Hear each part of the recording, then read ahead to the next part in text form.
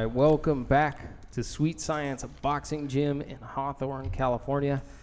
We're here for another episode of Just Boxing Live. I'm glad to be back with my partner in crime, to my left, lead writer for Supreme Boxing and many, many other things, Anthony Stacks Saldana. What's up, man? Man, glad to be back. Glad we still have a show. We still have a show. Glad you're back, brother. I'm happy to be back. And hopefully I sound normal. Do I sound okay?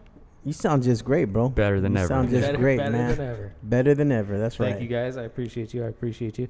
Our guest today, who we are actually, we're basically like partners. Yeah, pretty much, yeah. I don't know. I'm on your show a lot. You guys are on here a lot. I appreciate it. I always love sitting down talking with you. And recently, pay-per-view broadcasters, the fellas from Against the Ropes, we have Cristian Mosqueda and Gio Garcia. Welcome back. Yes, sir. Against the Ropes. Glad to be back. You guys got to call a fight on pay-per-view last night. Pay-per-view? Seen it? Yeah.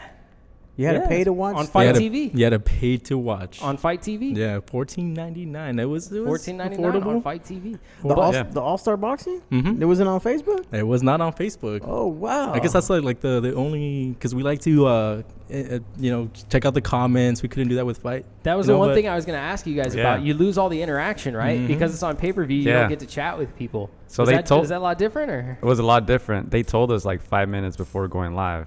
And we're like, wait, it's pay-per-view? Really? You're like, wait, I'm not getting paid for this? And then I told them, you just lost like 90% of your audience. Right. Going up against the Ryan Garcia card, I mean, that's true. But yeah, I imagine that all the I couldn't even imagine doing the show without getting to interact with people. And say what's up. So shout out to all you guys who are on the live chat. That had to be different. And I was going to text you too, man, because I was driving down the hill. And I couldn't find it. Yeah, you're like, where's the link? Where's the link? So I'm dude, I messed up and texted Gio. And then I realized once I realized it was on pay-per-view, you're like, I gotta pay for I didn't this? say anything back because I'm like, oh man, he's like calling the fights and I'm texting him and all this stuff. I had like 3 messages with the same question and I the didn't get to it at, until bro? later on. So sorry if I didn't reply. Congratulations to Ed Holmes for now having a pay-per-view event in Southern California, man. You could say he put that on his resume now, pay-per-view. Yeah, and it was headlined by a former guest of this show, Jose Hernandez, former GBO world champion. Yeah. That's right. Put up a good fight, right? Is he from Lancaster? I believe so, yeah. Yeah, because I had a buddy was asking me if I knew where Jose's fight was. I'm like, yeah, it's on Facebook. Yeah. And we can get into that a little later because the ending was a little interesting. Unfortunately, I didn't get to see it. Footage coming soon. Footage coming soon? Okay. Yeah, I got some videos. Was it a controversial finish? Is that why? Or? It was a controversial, and one of the fighters was very upset after the show, and stuff happened, so it was interesting. Yeah. Like Ricky Dulé last night. Shout out to world champion Paul Benke who joined the chat. Champ, thanks for joining it. And also thanks for all the concerns and questions that you post on Facebook. I'm doing much better now. Jesse Vargas tuned in. Jesse, man, getting ready for his big fight against Mj Garcia February 29th at the Star in Frisco, Texas, man. So that's going to be a good fight, man. You got Jesse Vargas and Mj Garcia. I know Cynthia's sitting over there real quiet rooting for Mj Garcia. But, Jesse, you know I always got your back, brother. I always got your back. I don't care if I throw under the bus. Hey, that's cute. I interviewed Mj Garcia over the week thanks to Stack. So I'll share with Jesse some of the things that he said in conjunction with that fight with Jesse. So. Oh, yeah? Yeah. Yes, they're homies, man. If you criticize Jesse around here, you'll get a shot to the ribs when you're not looking. Just so you know, Jesse, this is your boy over here. He's got your back. I noticed that Which on camera our am I show. in? That's for you, Jesse. All right, man. So where you guys want to start, man? You want to go back a couple weeks and start with the fights in Miami? Yeah. I've been out a few weeks, so we haven't had an opportunity to catch up on a lot of the fights that have happened. So why don't we take a step back to the card featuring Jake Paul? No, I'm just Who? I know. I'm just kidding with you, man. What the hell was that guy doing, man? The guy who was fighting. The guy who was dressed like a Slim Jim? Yeah, that guy. He looked like a pack of hot Cheetos and shit. And I don't mean that disrespectfully. I truly don't know what his name is, but he just didn't have any business in a boxing ring. Gib something or other. Yeah, Ali Epsom Gib or something. He looked like one of the Oompa Loompas from Willy Wonka, man. The way he was just bouncing up and down in that stupid-ass ring. It just so happens that there were a couple world title fights on that card as well, and some of them were very entertaining. So why don't we start with Danny Roman versus Mj Akhmadaliev. So Danny Roman came in actually an underdog technically in that fight. I think Akhmadaliev was like a minus 200 or minus 250. on that fight. So he was the favorite despite being, I think, 7-0 or 7-0. something Yeah, thereabouts 7-0. going into the fight, thanks to his Olympic pedigree, amateur status. But it's someone forgot to tell Danny Roman, because he sure as hell made a good go of it in that fight. It was an entertaining bout, I thought.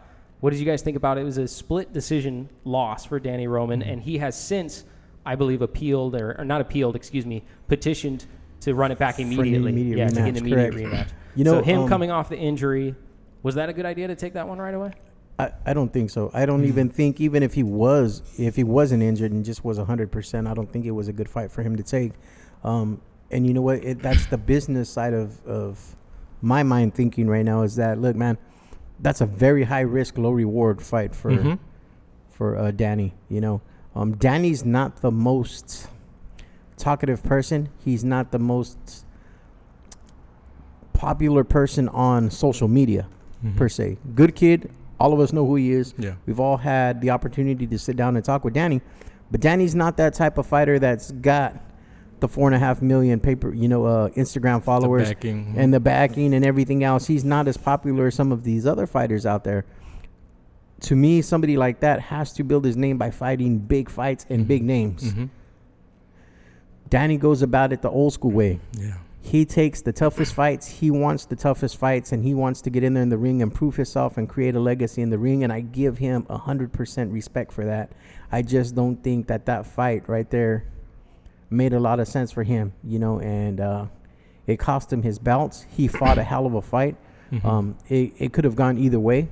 It was that close. Some of those rounds were real hard to judge to see who won those fights. I don't think Danny was robbed. If Danny would have won, I wouldn't say MJ was robbed. It was a tough fight, and props to Danny for taking that fight. Just like I said, personally, I don't see it. Of course, these are the fights that the fans want. They want the fight the best to fight the best. They want him to get in there and fight the toughest guy. But as far as the money goes, and as far as the business side of it, I think he could have made more money headlining a fight against somebody like Ray Vargas or somebody like the guy from Top Rank, Navarrete. Emmanuel Navarrete. So, I mean, great fight. I just think it was the wrong time in his career for him to take that type of fight. So in sense, you just feel like it was not business savvy, business wise, and we talked about this on our podcast that he was grilled a lot even before the fight, for taking this fight. Like you echoed those same sentiments, high risk, little reward, fighting a name that's not very known outside of the boxing circle. So we did talk about this that it didn't make sense, but he was getting overly criticized. Like at the same time, we criticize boxers for avoiding the challenges. Yet here's Daniel Roman taking this fight that a lot of other fighters would have, just not taken. And so I do give him respect for taking that fight. Yes, doesn't make sense business wise, but he's kind of paving the way to show the fans like I'm gonna fight the fights that even though they don't make money wise sense, it might hurt my career. I'm gonna, at the end of the day, the legacy that he wants to leave is more important. Since his last Thompson fight, which I believe was in 2017, maybe the end of 2016. He hasn't had any he hasn't had any easy fights. They've all been tough. Yeah. And he's been on the road for most of them.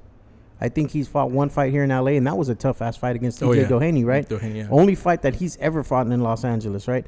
Because most of his fights have been in Ontario or in Corona with Thompson. But it started back in 17 against Adam Lopez, going to Atlantic City, a showbox card. He wasn't supposed to win that fight. He won the fight. Then he went to Japan, right? Won the title there. Made 2 title defenses in Japan.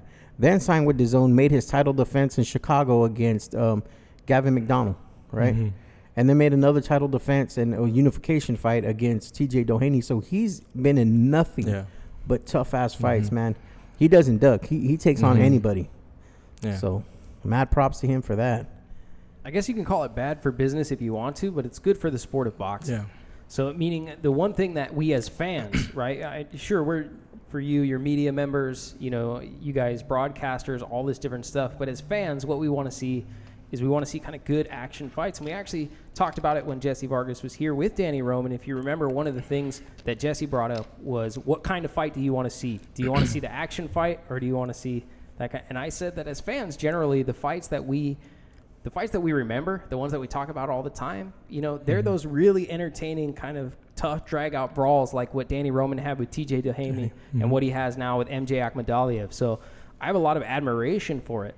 And as a fan, a tremendous amount of appreciation for it because they're the type of fights that you want to see. And to me, and obviously, you know, having met Danny several times, very pleasant guy, you know, so I'm not unbiased entirely here. But I will say, to me, it doesn't discredit him in any way. I just want to see it again. Yeah. And I want to see the next opponent he decides to fight and the opponent after that. So in a way, you could call it bad for business. I think it's good for us. It's good for fans. It's good for boxing. And it creates, like, the fight with TJ Doheny, not everybody can create something memorable. There are a lot of fighters who can be champions, but not everybody creates something that you can remember for a long time. And years from now, they could play it on ESPN Classic, and you can go, wow, that was a good fight. It was a good fight then, and it's still a good fight now, right? And I think that's what he had the opportunity to do. Same. Sure. I agree with that. I think a lot of the criticism was not warranted. I think we'd like to see the best fight the best, even if it's not the best business decision, right? Because a lot of people get grilled for making that business decision. So I wasn't mad at him taking the fight, taking the challenge. At the end of the day, you can't win them all. No, exactly. And I'm not mad at him for taking the fight. I'm glad he took the fight. You know, it's. But what I'm saying is, for him personally, for him not being that big name and not getting the big fights, you know, you see some of these cats like Adrian Bronner. You see some of these cats, right, like Danny Garcia, like Keith Thurman, that can take all the big names and get that money and be a recognized champion, right? Even Jesse, for instance, Jesse Vargas, right? Yeah, he's always in a big fight. People know who Jesse Vargas is, man. He fought Pac-Man. He fought Bradley. You know, he's getting ready to fight Mikey Garcia. He's a big name. He's getting big fights. They're getting paid big money, right? Yeah. This guy, Danny Roman, man, never got the respect as a unified champion that I felt he deserved. Even as a media member, he didn't get that respect because his name wasn't out there. He wasn't at that level yet. That's why I'm saying it was a bad business move. I'm not saying for the sport of boxing. Of course, for the sport of boxing, it was good. Yeah. Business for the sport of boxing was good. I'm saying for him personally, he could have, you know, and I'm not saying nothing negative about his management team. All I'm saying is that there were bigger fights that could have been made that created more money, but he decided to put his bouts up and fight this guy and take the toughest fights in front of him. And that's why I give that man nothing but respect. And if you listen to the commentators on DAZN, effectively what they'll tell you is that he made that decision. His team advised him not to take that. Exactly. Fight as his first fight back. But Danny wanted to pursue that. Yeah. So, shout out to Chris Dinkins out there in Maryland, I believe, man. Thanks for tuning in, Chris, man. So he says he loves the show. Yeah, man. So I think more than anything, you think the timing wasn't right. Yeah, exactly. The timing wasn't right. Yeah.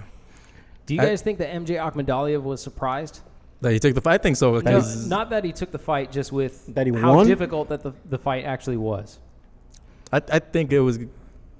I always thought it was going to be a competitive fight. I thought it was going to be a tough fight for Akhmadaliev because Roman has the experience, and he's not just going to give away his title. You know, just even Joel Diaz. He never once said that he thought that his fighter was going to win. He never said that. I was reading an article where he says, this is a tough fight. Roman's a tough guy. My guy's in a tough fight, you know. And then they asked him about Jojo. Jojo's going to go in there and beat him.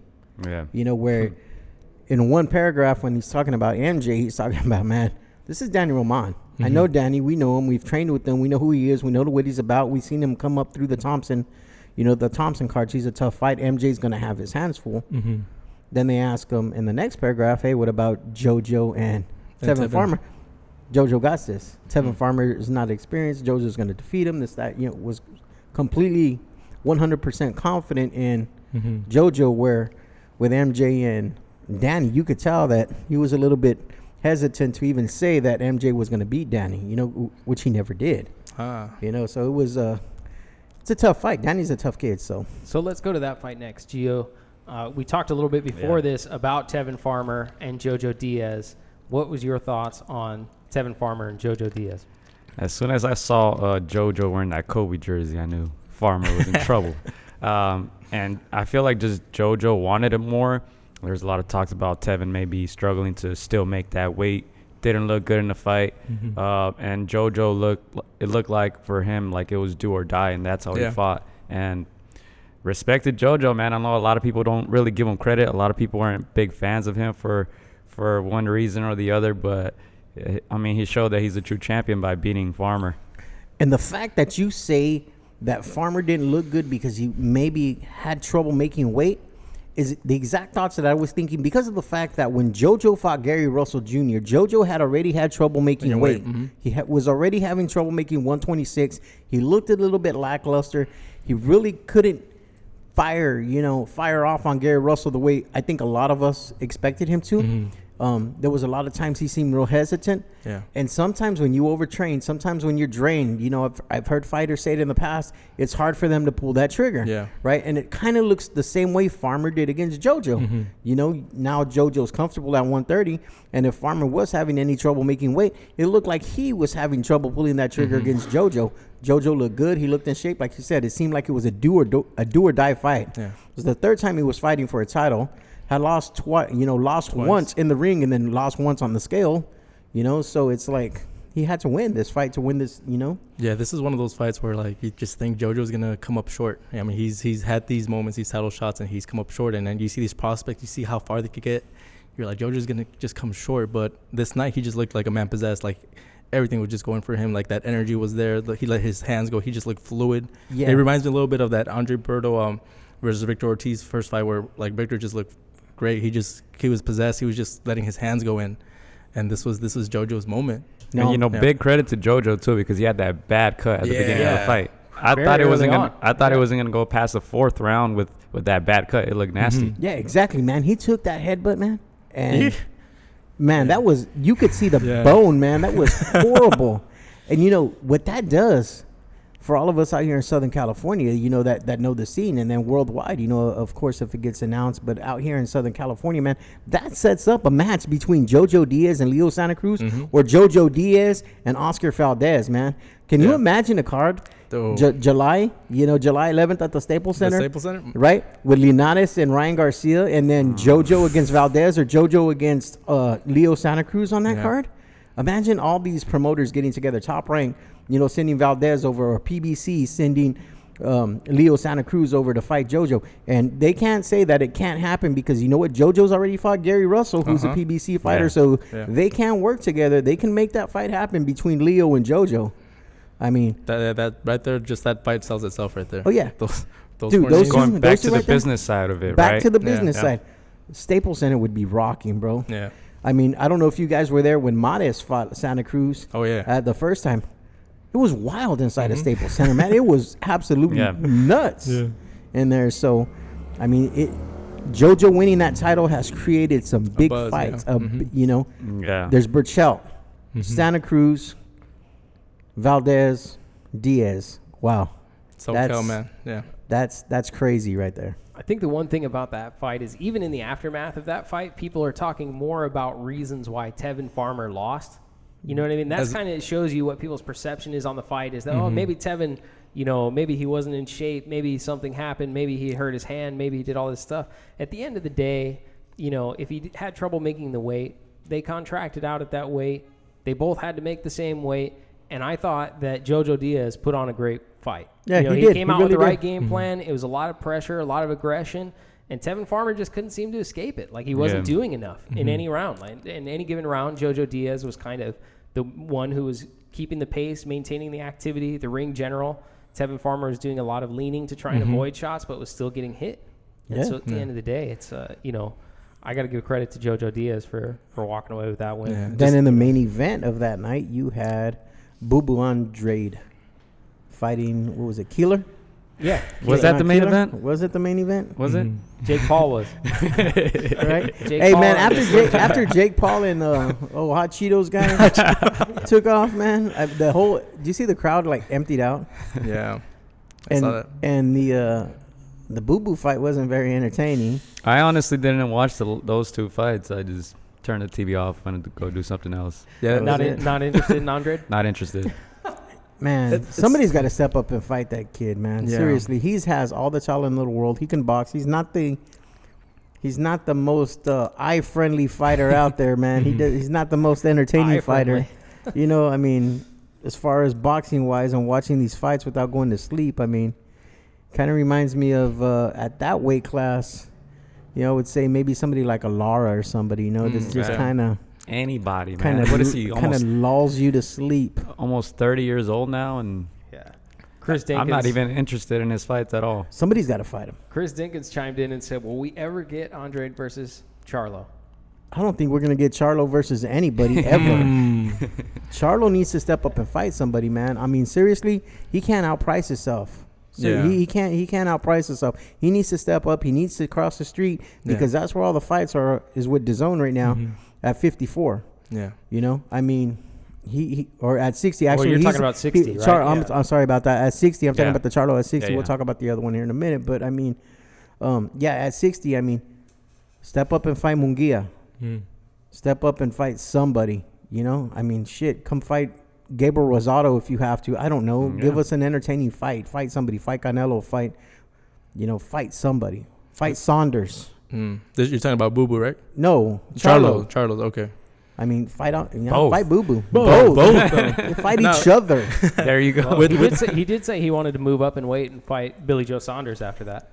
That was one of the things he said in his post-fight interview. That in his post-fight interview, he said that he'd like to move up to 168 and fight Billy Joe Saunders. Is Saunders taking on anybody? Saunders is he's a little gypsy king though. He's like a little real defensive style fighter. He's not going to come forward. You guys have seen him fight. All of you guys have seen Saunders fight. Most boxing fans that are tuned in right now have seen Billy Joe fight, so we know what type of style he brings to the ring, and it's not necessarily the most fan-friendly style. I mean, he's entertaining because he does things like taunts you and things like that, but offensively, he's not the most entertaining, I would say. You know what's interesting? For a guy who scores, I think Demetrius Andrade has more knockdowns than he has fights, right? So it's one of the things he said. I have more knockdowns than I have fights, right? So for a guy who gets a lot of knockdowns in his fights, he also gets a lot of criticism for being someone who's not entertaining. So you normally look at that and go, "Oh man, if you're knocking people down left and right, then we think of it as like an entertaining thing." Exactly. But not for Demetrius Andrade. We look at him. The rest of the fight kind of nullifies it. Low risk, high reward. Low risk, high reward. Exactly, Chris. That's exactly what I'm thinking. I mean, Boo Boo's a low risk, high reward. He doesn't really have that big fan base out there yet. High risk. High risk, high reward. Yeah, high risk, low reward. Excuse me, but a little backwards today. You're good. First talking about Charlo at 54 when I meant the Charlo at 60. No, you're good. Now for Boo Boo, like we talked about it. I was like, did you see the fight? I was like, we saw a little bit, but we're not gonna get too much airtime because this is our way of boycotting. Like, you have to kind of boycott a little bit to get the fights you want to see. Like, we're not gonna give him too much time because, like, maybe they're avoiding him, but no, he just needs to step up and fight like quality opposition. And so until then, it's just, I do like his skills. I like his skills. I think he's a very skilled fighter. But yeah, you want to see him in fights with names. I think they're gonna end up putting him in against Munguia.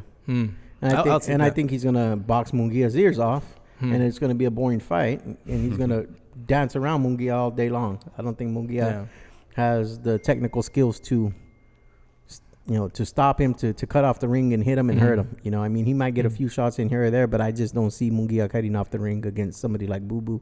Yeah. But that's a fight can be easily made at 160 right now.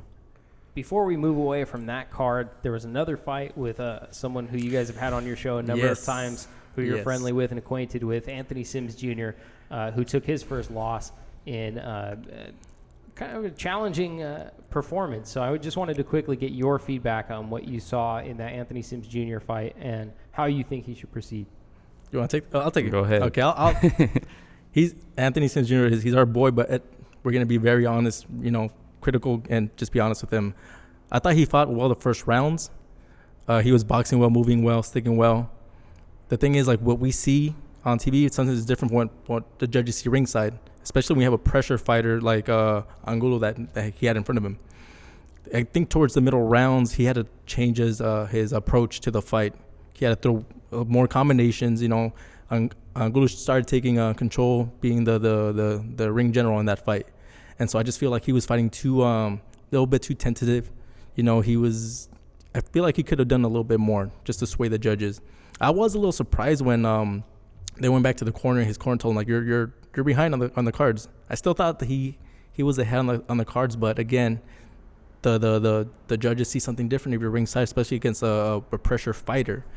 And so that came to fruition. It turns out he was down on the cards, and so they did tell him that you needed a knockout, or in my opinion, several knockdowns.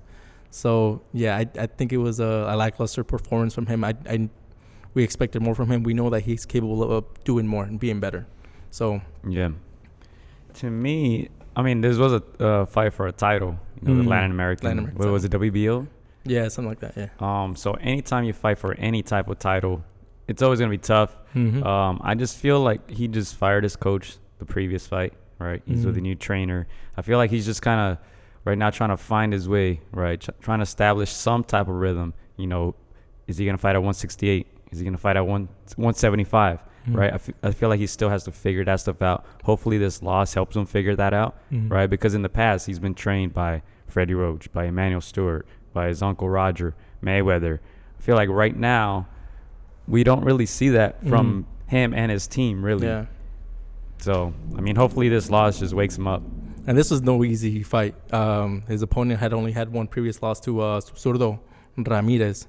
This was a game fighter, experienced fighter. We knew it was not going to be easy at all. So I think it's one of those things where when you look at it, the challenging thing is the perception, at least to me, is he could have come away with that fight. He just had to do a little bit more than he was doing, because when he was being active, you were seeing success. Yeah. Right? And it was just like, if you just did a little bit more of that each round and you had a little bit more of that success, I think it really would have been enough in some of those close rounds to sway the judges. Yeah. So I can see some of the frustration from the corner as well, kind of saying, like, you just got to be doing more, right? Because, like, even if you don't think he's down, you have to admit at least we don't know, right? Like, that was one thing in the Danny Roman fight that I thought was really interesting. He went to the corner, in the championship rounds, and his coach Eddie said, I got to be honest with you. I don't know how this is going. Right. Like and it's true, right? You look at it and you're like, no, it's hard to tell. It could be going either way. And I feel like that's when your corner is very important, because when he fought Von Alexander here at the Forum, his trainer wanted him to step on that gas pedal, right? And he felt like he already had the fight, and he told us, like, after the second round, I didn't listen to my trainer. I basically coached myself because I didn't like the instructions that he was giving me. So he said, I was coaching myself and listening to the other people in the crowd, right? So I feel like he has to get that corner stuff together first and foremost, and then go on from there. Yeah, for that fight, I thought he was way up in the rounds for that Bond fight, and he was. And then they told him he needed a knockout, and I was like, no, you don't need a knockout. If you go for looking for that knockout, you're gonna leave yourself open.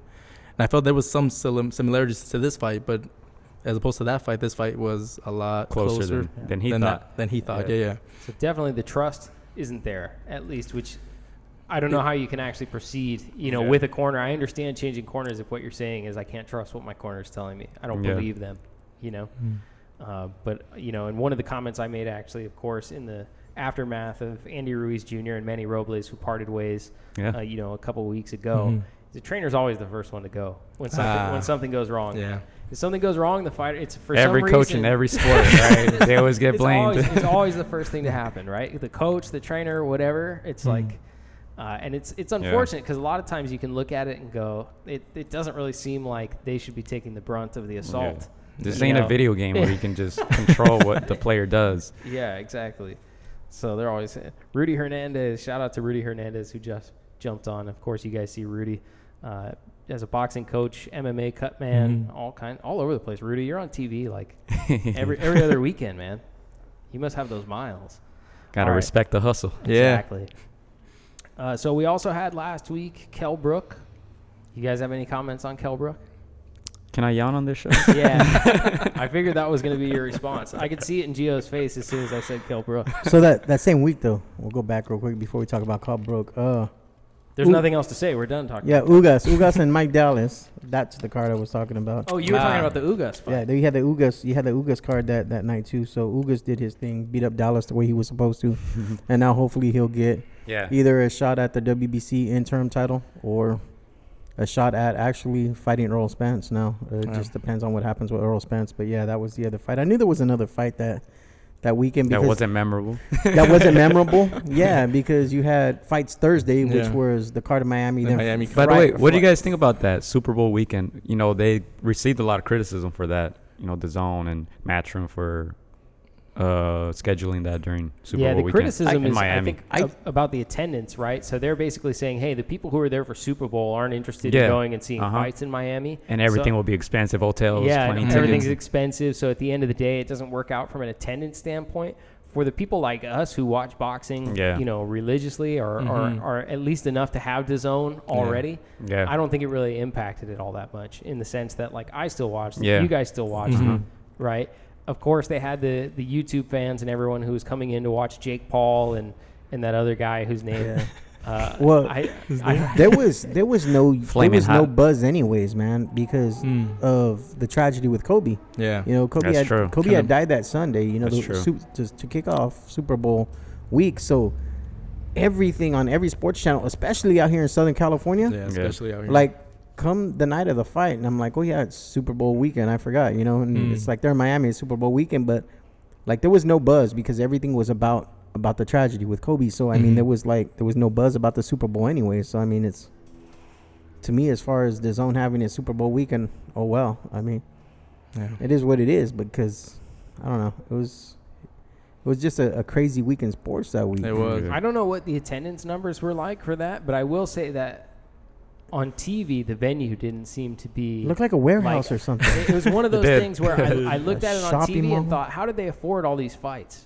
You know what I mean? Because I was like, how do they afford all? Because like there's like multiple world championship fights. It was a good card. It was a really good card. Besides the hot Cheeto guy. Besides the Slim Jim dude. So Slim Jim. Looking at the venue, which I wasn't really familiar with, I looked at it and was like, man, what are they paying these cats in the ring right now? Because it doesn't even look like they can fit, tens of thousands in that building. I think that was like an auditorium at a park.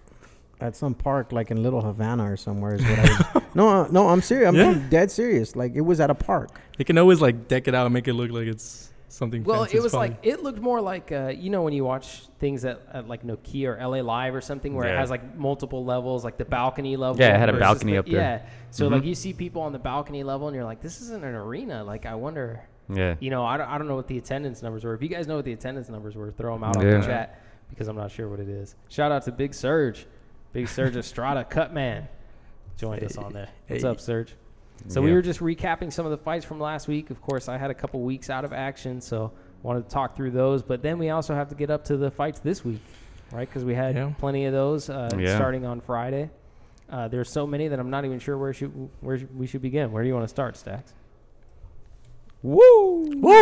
Yeah, we can start with the Blair. We can start with the Blair fight. That's fine. Yeah, man. it's that this card is an interesting one. So a number of the people who are on the card have been on the show, and Blair Cobbs in particular is someone who we spoke to that Sunday, the previous Sunday, which was a kind of a morbid show given the events that had occurred on that Sunday. I couldn't watch it, honestly. Yeah, so I watched like 10 seconds. I almost couldn't do it, to be honest. So the one thing I will say is, I extend, my apologies to Blair Cobbs. I know it was somber and like totally morbid experience, given the event that had occurred, and I hope to sometime in the future make it up to you, get you the gift basket, the whole night. Yeah. But so in a performance, Blair Cobbs had some dope shoes. That's some dope shoes. That's right. That's solid. Yeah. Shameless plug. Yeah, it's all good, man. It's for him. So I'll talk about. I had seen the shoes before they made it to his feet. They were nice. They're cute. I'll talk about the shoes at the end of the fight. We're actually going to be working with Chris Van Heerden. Okay, cool. So he has an announcement coming up pretty soon. Hopefully in the next week or two, he'll be announcing his fight and where that's going to be at. But yeah, I'll give the shoe plug here in a few. But as far as Blair goes, man. All right, man. I know they were booing. They weren't wooing. They were booing. They were booing. Right. But personal opinion, that was Blair's best fight of his career. And I'm going to tell you why. His last 3 fights, he's been dropped. Right. Yeah. Okay. He can't keep having these rock'em sock'em type robot fights, man. He can't go in there once he gets to the next level against somebody like Sean Porter or Keith Thurman and sit there and bang with them and get knocked out. Yeah. He's going to lose the fight. He's got to change his style up. He's got to learn to box. And that's what he did against Cote. He sat out there and he boxed. He was trying different things. He won the fight. I don't see how Carla Caiz gave Cote 7 rounds. I really don't. She ended up giving Cote 7 rounds. I didn't see it. And that's being 100% unbiased. I didn't see him winning 7 rounds. Maybe 3, maybe 4, but not 7 rounds.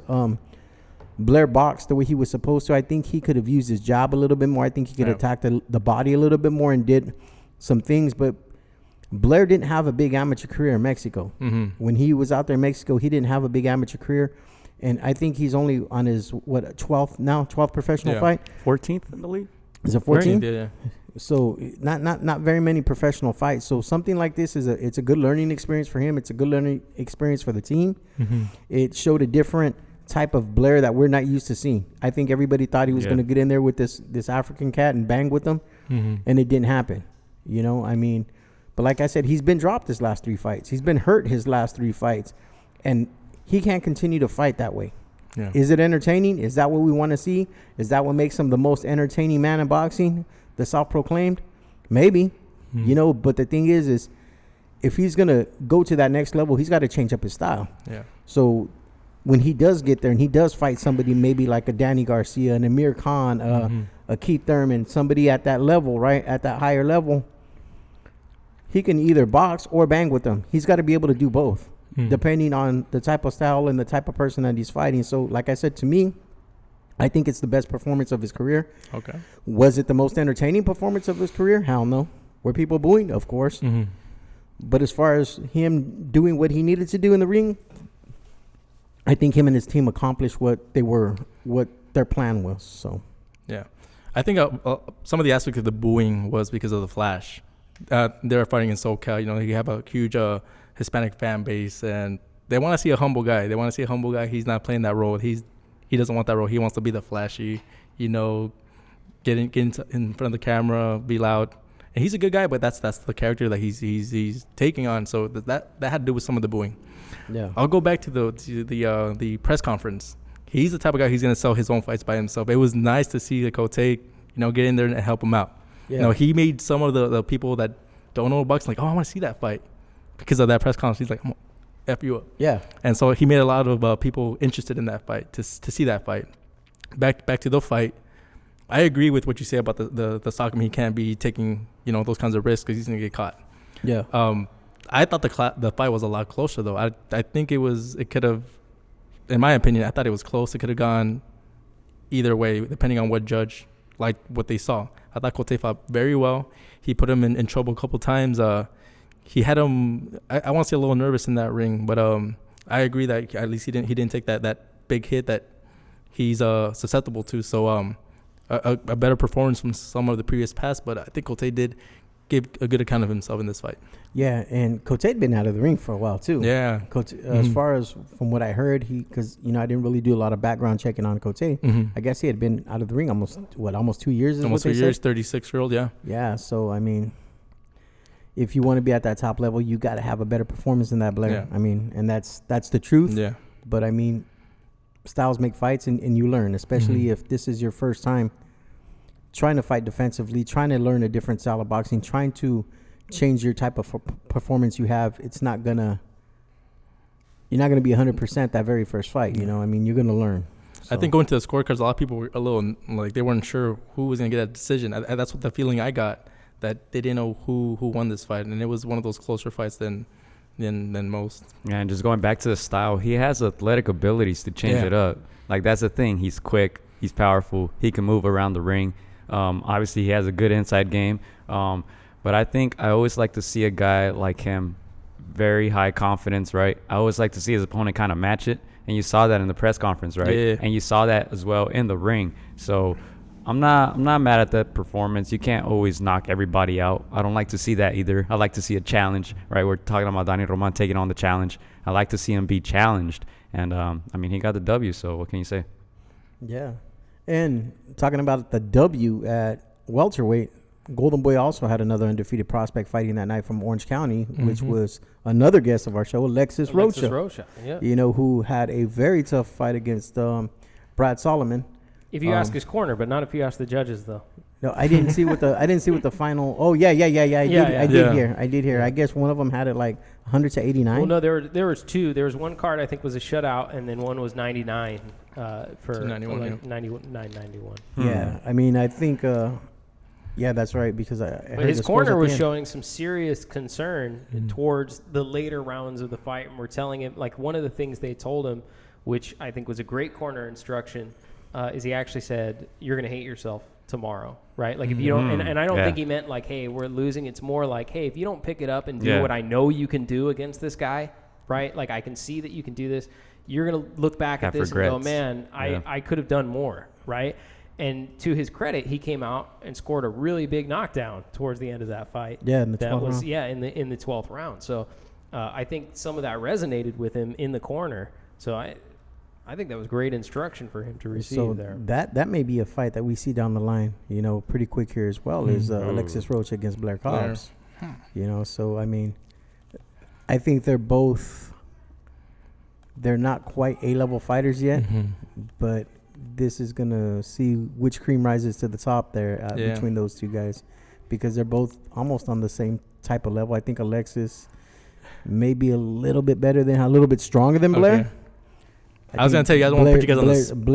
Blair's a little quicker. I think he's has better hand speed, maybe better footwork than Alexis. Alexis is a little bit stronger, maybe has a little bit better IQ in that ring. But I mean, that's a tough fight right there. I mean, if Golden Boy were to put Blair and Alexis there, and it's kind of crazy because they have those two welterweights, and then they have Virgil Ortiz, which is he's completely on a different level from both of those fighters right now. Yeah. What you were saying, you were going to. I was like, I don't want to put you guys on the spot, but who do you think is going to rise from those two? Alexis and Blair? Yeah.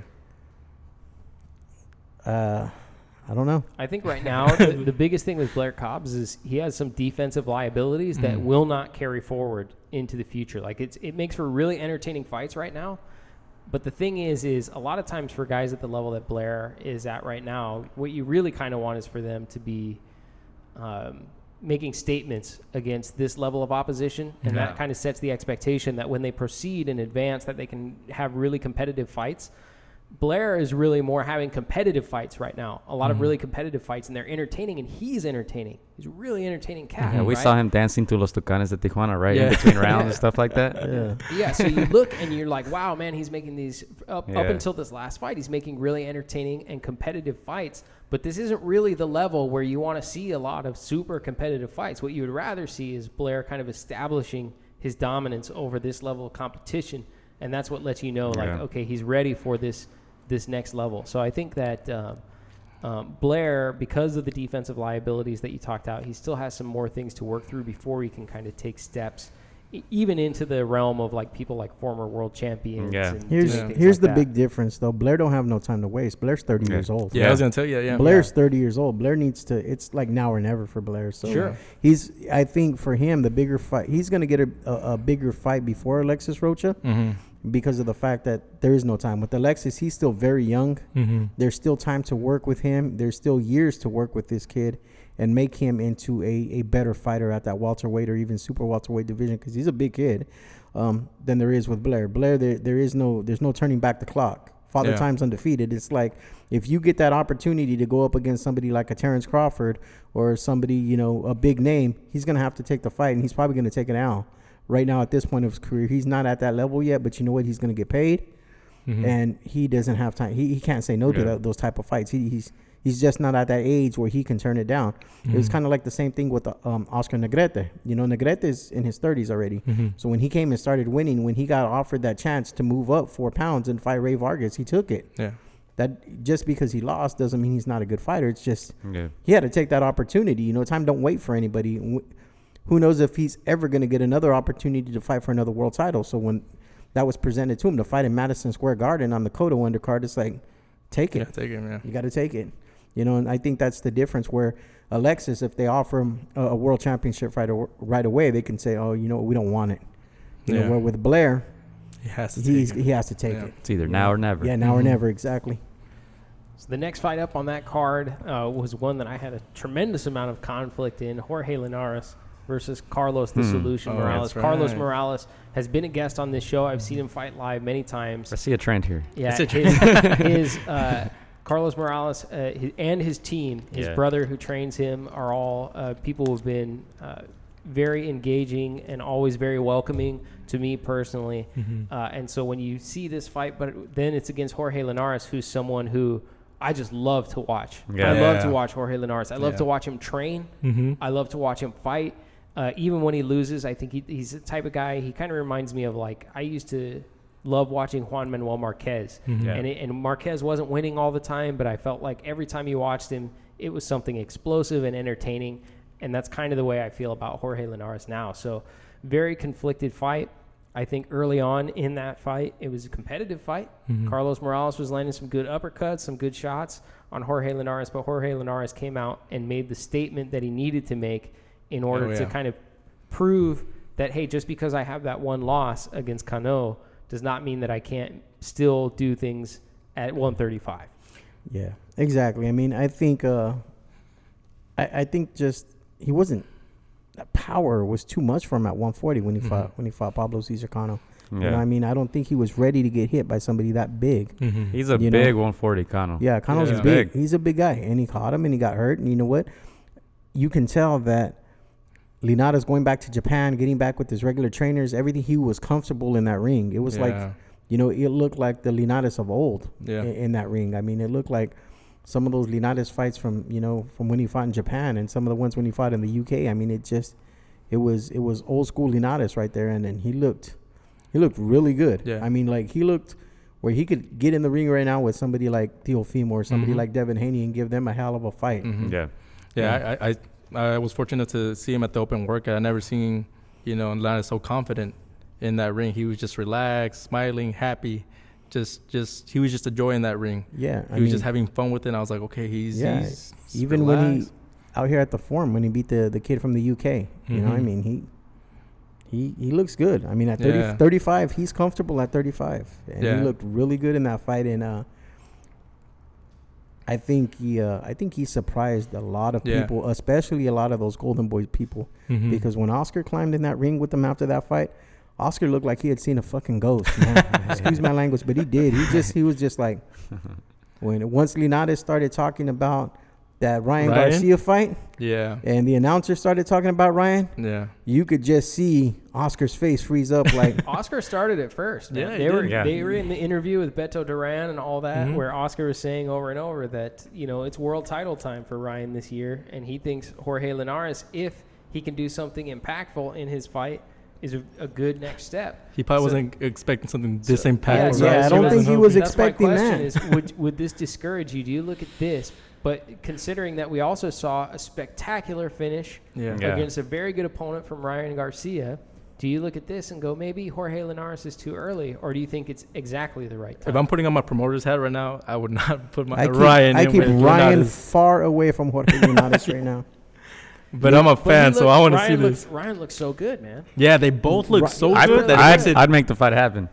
And that was the question before the fight for me. Is Linares just going to be a stepping stone for Ryan, right? Because everybody was kind of looking ahead, right? How is he going to perform in this fight? I thought it was going to be a more competitive fight. He got the knockout, but I would still make it happen, honestly. Yeah, I mean, Oscar's one of those promoters that he's going to make those fights happen. So what do you think? Do you think if you had an option at this point, given what you saw maybe in not Tank the Davis last fight against Gamboa, and you said, I can put him in with Tank or I can put him with Linares, who do you put him in with? Keep it in-house. Keep it in-house? Yeah, Linares. And he's older, and we've seen Linares obviously get knocked out against Cano, losing to Lomachenko. So you're like, maybe we could, Ryan could catch him. I would make it happen. They're talking a lot right now, Golden Boy and Ryan. He's been spectacular these last couple fights, first round, back-to-back, right, knockouts. So maybe not the next fight, maybe take on a little less of a challenge, and then Linares maybe toward the end of the year if I'm his promoter. Yeah, I kind of think if not now, so there is definitely a step. There's a gap that you need to bridge between where he is and world title contention, right? You look at it and you go, there's kind of one opponent who's missing that shows we're ready to advance, and Jorge Linares is the right opponent. Yeah. And there is a chance that he could lose, but that's what makes him the right opponent. Yeah. If it was some guy where we were just like, oh no, he'll blow that guy out, it's fine, right? Then it wouldn't be the right step. At some point you have to take the risk and say, hey, we're going to put him in with someone who's dangerous and let's see how he does. And if Linares takes a loss, let's say he takes another fight and then loses, and then they make that fight happen, it's not as enticing. Yeah, exactly. This fight is very enticing right now. Linares made himself a favorite. Yes. He's definitely going to make it exciting for the fans. Like, if Ryan Garcia beats him his next fight, I don't think they could criticize Ryan Garcia after watching that Linares performance. Because people have to understand. Yeah, okay, Fonseca went 12 rounds with Farmer, and he went 8 rounds with Tank. But that was at 130, not 135. And it's kind of like, it kind of reminds me of Linares when he moved up. Dude got hit, dude got hurt. Yeah. He's fighting somebody bigger than him. Yeah. Right. I'm not saying that Ryan didn't have a spectacular performance. I'm not saying it was a lucky punch. I'm not saying any of that shit. I think that since he's been with Eddie Reynoso, that the training has gotten a lot better. Yeah. I truly believe he's learning. It's just really hard to try to grasp how much he's learned because the fights have been so damn short. I mean, it's kind of he's kind of falling into that Wilder syndrome for me. Like, can he really box, or is he just gonna knock these dudes out with one punch, the way he did against Duno and the way he did against this kid Fonseca? It's hard to judge right now. So, like you said, somebody like Linares would absolutely be a great fight for him. Personally, like I said, I keep Bryant away from him at least 2 more fights. But again, like you said, but who are those two? Now's the time. I mean, put him against somebody like who's the African that Teofimo fought, or the one he just won the belt from. Dang it, I forgot his name. I'm spacing out. Yeah, I'm spacing out right now. Yeah. I'm talking Comey. about Comey. Richard Comey. Yeah. Put him in against somebody like Comey. Put him in. Who's the kid from England? You don't think Comey's more dangerous than Comey's Linares? Extremely dangerous. Yeah. Comey's an extremely Because he's dangerous a opponent. power puncher. Yeah. Good. But I don't think I don't think the fact that we're not seeing Ryan in these 5-6 rounds in a fight, I don't think that should be to discredit him. Like, he's finishing these guys in 1 round. I think all of us perceive each of these opponents as steps up in competition from where he was 3 fights ago, right? So 3-4 fights ago, you're looking, they're guys who are coming off 4-fight losing streaks and are knocked out multiple times, right? So then he goes in against Romero Duno, and everybody says, oh, this is kind of a step back up to where he was before, and absolutely devastates Romero Duno. He comes in against, Fonseca, a guy who's only lost to 2 world champions, only been knocked out 1 time, absolutely devastates him. At some point, it's, we're going to say, we don't need to see him knock people out in the first round anymore, right? What you want to see is how can he do against somebody who is, what Ryan needs is a name, but maybe not such a dangerous name. Here's 3 names for you guys, man. Let me know what you think. Okay. Lee Selby, right? Luke Campbell, and Felix Verdejo. Ooh. So Luke Campbell, number 1. Luke Campbell's I know that gold medalist. And Luke Campbell is. So are you saying that they're at a higher level than Ryan is? They're not step ups to world champions. What I'm saying because you said you have the world champions. Yeah, you do, and that he needs and there's people in between. Does. So you're not saying that these guys are in between there. No, but what I'm saying is if no, I'm asking you, are you saying are they in between there? Is he gonna let me finish? What I'm saying I'm gonna let you finish, but I think the frame of this context of this conversation is are these opponents more dangerous than Jorge Linares at this moment, right? You asked who he's gonna fight. Campbell. Yeah, but you're and saying I just gave you 3 names that are between him and the world champions. You asked me to give you names, and that's what I did. And now you're going back to Linares. No, you asked for names. Come on, bro. Stacks. This is because you said in this fight that you would hold him back for 2 fights instead of putting him in against Linares. Yeah. And I said, okay, so who are those fights? If Luke Campbell is one of them, you may as well just put him in there with Linares. There's no reason. Linares beat Luke Campbell, though. Yeah. Back then. That was back then. Luke Campbell just came off of a fight. And Linares is older now. Yeah, that's a different Linares. I think Linares is more dangerous than I think the Luke difference Campbell. is we talked about high risk, low reward a lot during the beginning of the show. I think Linares is probably a bigger name than the ones that you mentioned. So yeah, you may as well put him in with Linares. Like I like Chris Dinkins on here. He says Lee Selby. I'd like to see that fight. That's a good one. Good fight. That's better. Yeah. That's a step in between, right? Yeah. But if you're gonna put him with Luke Campbell, you may as well just put him in with Linares. There's no. I think that's with Luke Campbell. It's medium risk, medium reward. Well, it's not like that. Jorge Linares didn't blow out Luke Campbell. Yeah. Like put him in there with Beltran then. And since then he was Beltran is better. Ray Beltran. Yeah, Beltran's a better option. And he's looking for a fight. So Beltran's a better option. I can do that. Yeah. I was gonna say Gamboa. I don't know who's he with though. That's a fight that they were pursuing in the past. I'm not sure if that's possible. Gamboa, the one that just tore his Achilles. Gamboa. Yeah, that one. Oh. He still went 12 rounds, though. He still went 12 rounds, yeah. So what do we make out of this Ryan Garcia knockout then? I don't know, man. I think it's fantastic. I think it shows improvement. I think it shows that, I said on this show before that Ryan kind of touched this level before and then had to reset once he joined Eddie Reynoso, and he took a couple opponents who all had losing streaks, and things like that, and he's blowing these opponents out. But these are clear steps up from that. He's kind of back up and now past where he was before. They've done a good job of resetting Ryan after a few really tough fights. So not losses, obviously, but really tough fights. I think this is a different Ryan Garcia than we saw fight Carlos Morales. Exactly. Yeah. This is a different Ryan Garcia. He took 2 steps back after that Morales fight. Yeah. He fought like guys that I'd never even heard of before. And then he went into the Duno fight. Then he went into this fight, and he looked really good. I mean, don't get me wrong. I mean, he looked good on this fight. Let me ask you guys something. So they show on DAZN put up a graphic. I know what you're talking about. Finish him. On DAZN they put up a graphic which was Ryan Garcia after Canelo. 19 fights, and then Canelo after 19 and fights, then De La Hoya. and Oscar De La Hoya.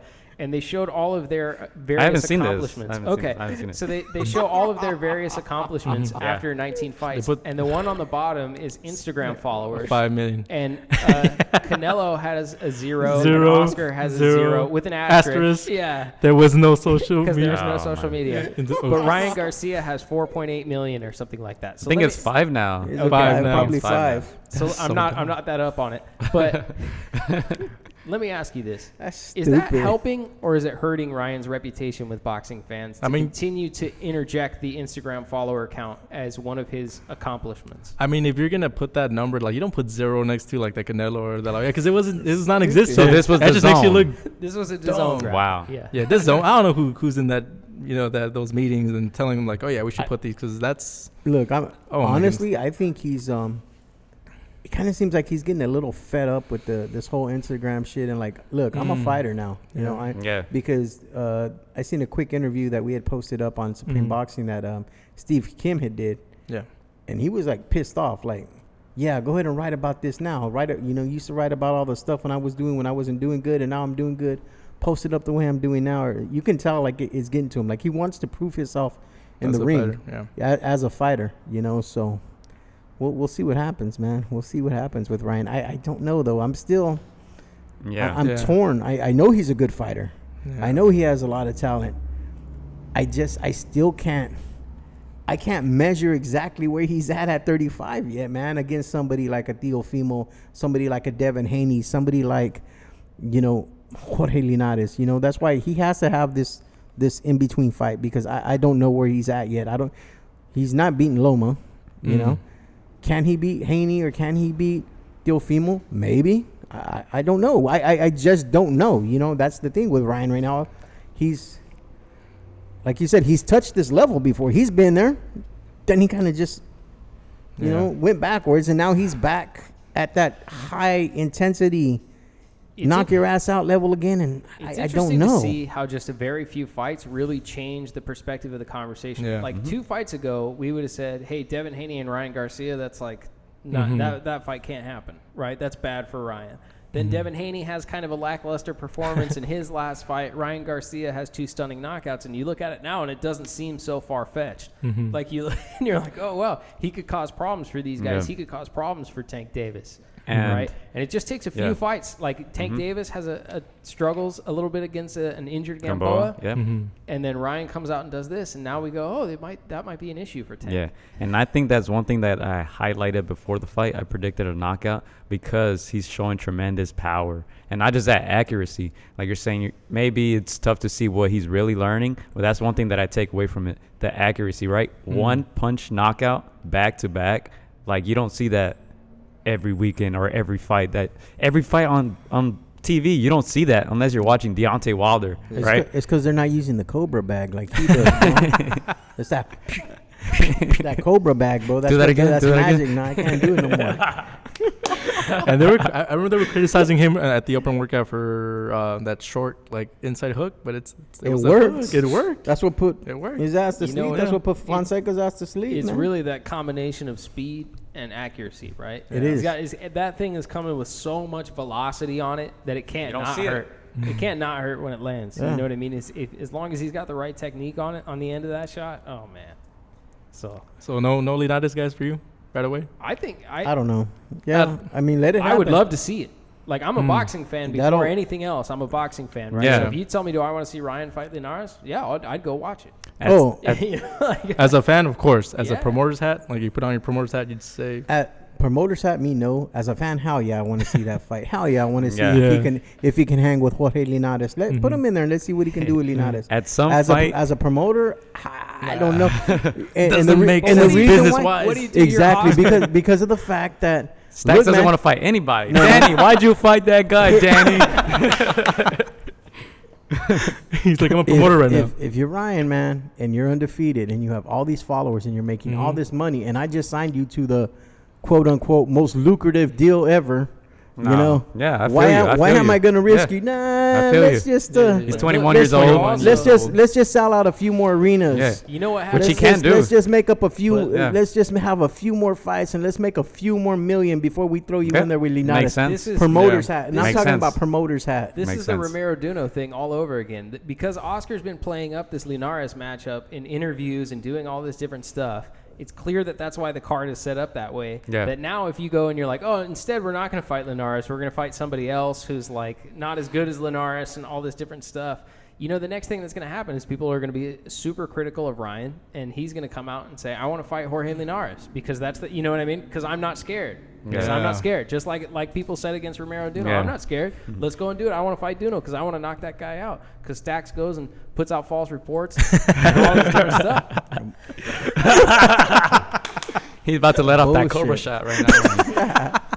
So I've been working out. You know what, though? At some point, you have to make that jump. Even Oscar De La Hoya, when he fought Julio Cesar Chavez, Julio Cesar Chavez only had one loss. And I'm pretty sure a lot of people were questioning that. Is Oscar De La Hoya that good to beat this guy? Even though he was older, one loss, right? I think it's similar to Jorge Linares. He's had his losses, right? So why not test Ryan? But, like, I mean, it makes sense. Yeah. Promoter's hat.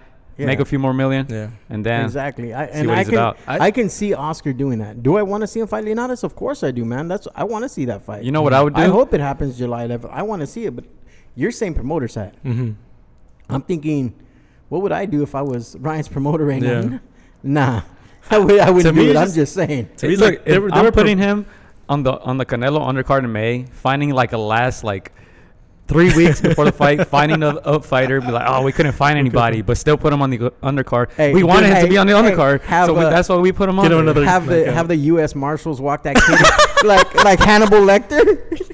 have him on a dolly with the Hannibal Lecter with U.S. Marshals. We found a killer, and have Avery get out to fight Ryan. Oh my, dude! Promoter's hat. Yes, promoter's hat. Yes, promoter's hat, baby. All right. Changing subjects. Oh, no. All right. Really quickly, I want to touch base with you guys on a couple things. Take notes. Congrats on the 5 million followers, though. Yeah. Congrats. On a couple things from last night's card on Fox PBC. The main thing coming out of that, of course, Caleb Plant with a victory. But I want to ask about the Jack Reese moment. So Jack Reese in this fight, he stopped the fight with 1 second remaining in the 10th and final round, so 2 minutes and 59 seconds into the 10th and final round after the fighter had gone down twice in that round. So he'd been knocked down once, got back up, had been knocked down a second time. He got up. Jack Reese had asked him to walk one direction and then come back. Jack Reese didn't like the way he responded to that direction, and he waved the fight off with 1 second remaining, a fight where he would have gone on to win a decision victory had it not been stopped. There's a lot of conversation around, is it the right call? Is it the referee's job to keep the time? Should he care how much time is left in the round? Gio, you look to have an opinion on this one, so I'll start with you. What do you think? Look, just like the Julio Cesar Chavez one, I don't mind. The referee's doing his job. If you can't fight, you can't fight. It doesn't matter if there's 10 seconds left. Doesn't matter if there's 10 rounds left. If he doesn't like your reaction, whether you're winning or not, hey, he's doing his job. You got to follow the certain rules, right? I'm pretty sure there's certain rules for the referee. If you think he can't continue, you can't continue. Unfair or not, hey. See, I watched the replay, man, like on he Twitter, stumbled because I was out at dinner and watched. My Twitter just started blowing up, right? So I see him go down. I see him get up. He gets the 8 count because he's up before the 8. So Reese gives him the mandatory 8. Tells him to walk to the side. Which he does, but I can't hear it because like I'm looking at it on my phone, so I'm just watching the replay. And it looks like as he's walking back, Reitz waves it off. So it's not like he was like just out on his feet, disoriented out on his feet at the 8 count, and then Reitz tells him, "Hey, walk to the side," and he's just standing there. He walks to the side, and then on his way back, walking back, Reitz waves it off. That's what kind of had me perplexed. So I didn't see it. So what exactly?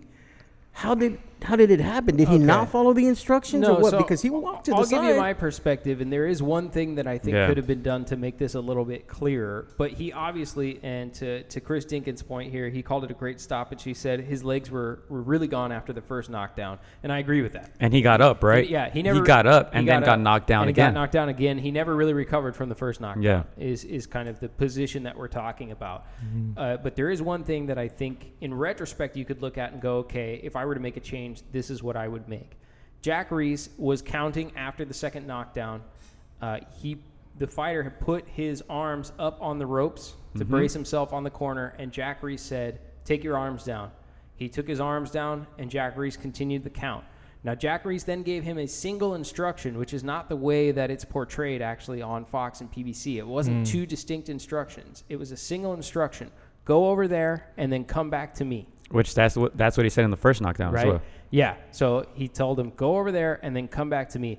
The fighter walked that direction basically across the whole ring. So he walked almost to the opposite corner, right?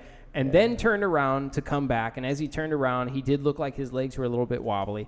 And Jack called it off. Now, the thing that I think you could do differently is make that two distinct instructions. Fox made it sound like he said, go over there. And then he went, and then Jack said, now come back to me, and he didn't. That's not what happened. Yeah, okay. He said, go over there and then come back to me.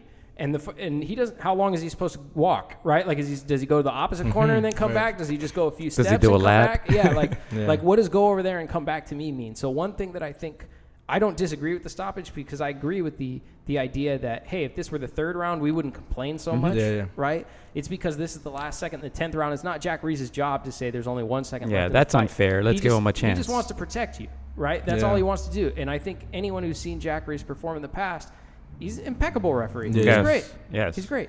So you look at it, and I can't really discredit Jack Reese, but I would say if I looked at that footage and said I could do one thing differently, it would be to give two discrete instructions. Go over there, now come back to me. Not like, hey, just go over there and come back and then let someone try and figure out what that, does that mean, like, where am I walking exactly? Yeah. That's the only thing I would say. Yeah, for me, for the most part, Jack Reese is one of the best refs out there, if not the best. And so usually I don't, disagree with him. I did not see this fight, but I just have I personally just feel some type of way when, like, someone's been leading the whole fight. We've had this argument. Yeah, it's like the whole fight. I've gone on record to say, like, Meldrick deserved those 2 seconds. I really think he does, because that was one of those classic. That was a life-changing fight. That one was, and so I don't know if this man was leading, 1 second left. I'm just like. And you see, I have a problem with that because that's how you eliminate all bias. You can't just say, you know what, he deserves it, I'm going to give him a couple extra seconds. You can't say that. Rules are rules. You cannot break them. If you're the referee, you have a certain rules that you have to follow. You can't just say, oh, he was winning, I'm going to just count slower, or I'm going to just give him a chance. Like people said he did with Fury. Exactly, right. But he didn't do that with Fury. No, he did. He did the it. same thing with Fury as he does against everyone. It's Jack Reese. For those of you who don't know, Jack Reese in the state of California is like a referee who trains other referees. He's looked upon as like the senior most referee. And I think that's why they took him to Nashville, because it was a world title fight. I had asked this question to Nancy in Vegas. I'm like, how does it work as far as the referees go? Because I've seen Jack Reese and I've seen some of these California referees officiating fights in different states. So what happens is a lot of times they don't have the referees there that have that experience in world championship fights. So the actual organization, the sanctioning body, will contract certain referees to go over there and work for them to officiate those fights. So I think that's what Jack Reese was doing last night in Nashville, was basically contracted by the IBO.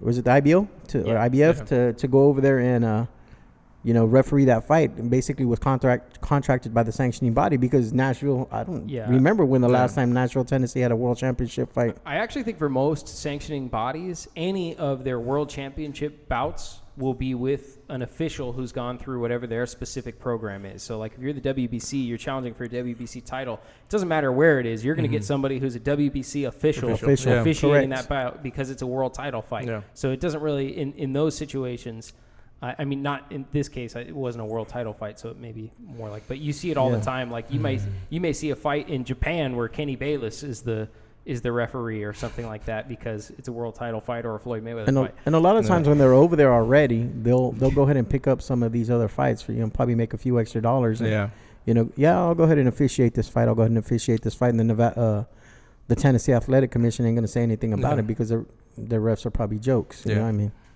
Yeah, we've seen Jack Reese at All Stars. Yeah, he's a good guy, man. Yeah. So we can agree that it was with the exception of Chris. I'm sure it was a good stoppage. I'm sure the safety is first. It's just that, like, what if they're leading the whole fight. But what if there's 1 second left and the guy comes and knocks him out and he doesn't get up? Let's say.